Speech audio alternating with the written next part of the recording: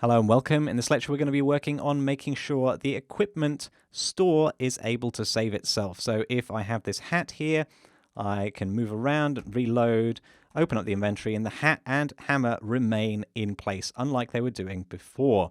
Let's dive right in. So how do we go ahead and implement our capture state and restore state for the equipment? Well, the first thing in capture state is going to be to have a new kind of dictionary.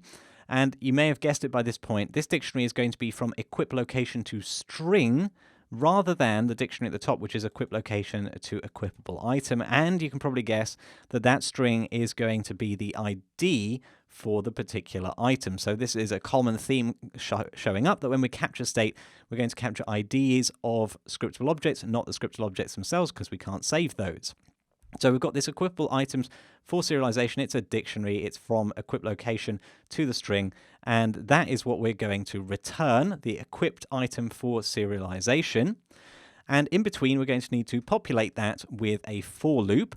And that for loop is going to go over each pair in the equipped items. What's a pair, I hear you ask? Well, if we hover over that var, you can see that it's a special generic type here. It's called a key value pair. And it is from the equip location to the equip item. So basically, it's going through every item in the dictionary.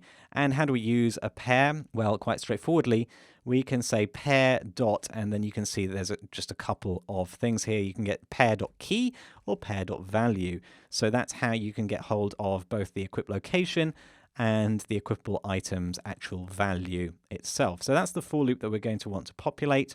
Restore state is going to do a very similar thing. Here, first of all, we're going to reset the equipped items dictionary. So this equipped items here is the state of our equipment. We're completely resetting it to a blank dictionary. That's the first thing we do.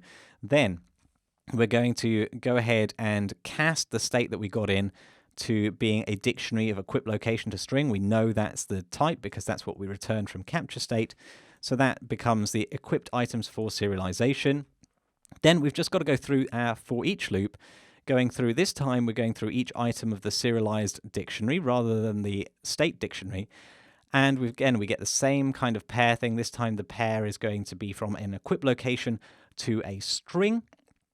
And we need to go through and populate or repopulate our equip items dictionary, the state of our equipment.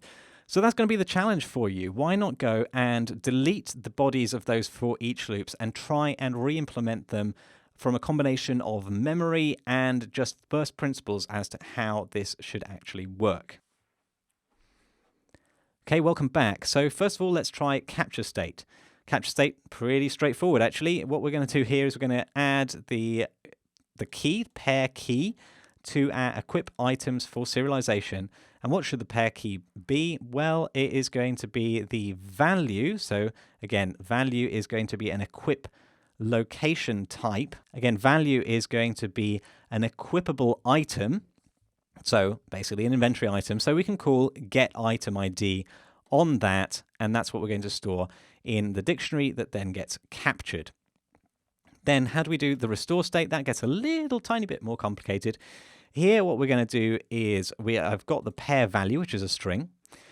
We're going to get the inventory item from that ID. And because we know that the only things we have been serializing here are equipable items, we can go ahead and perform that cast.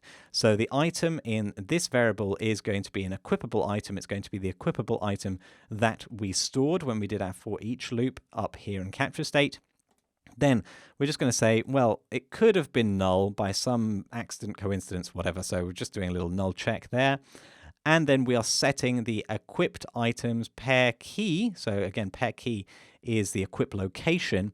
We're setting that equip location to be the particular item. If you wanted to, you could be, instead of using access to the dictionary directly here, you could be using, for example, our add item public method. But because we're inside the function itself, we can use internal state directly. So now that should work nicely. If we go over and play in the editor, I'm going to go and pick up some items, a hat, put it in my equipment, put a hammer in my equipment as well. I'm going to save that, and I'm going to go ahead and reload myself, go to the inventory again, and you can see that it's automatically loaded up that equipment with the hat, with the hammer, and everything in place.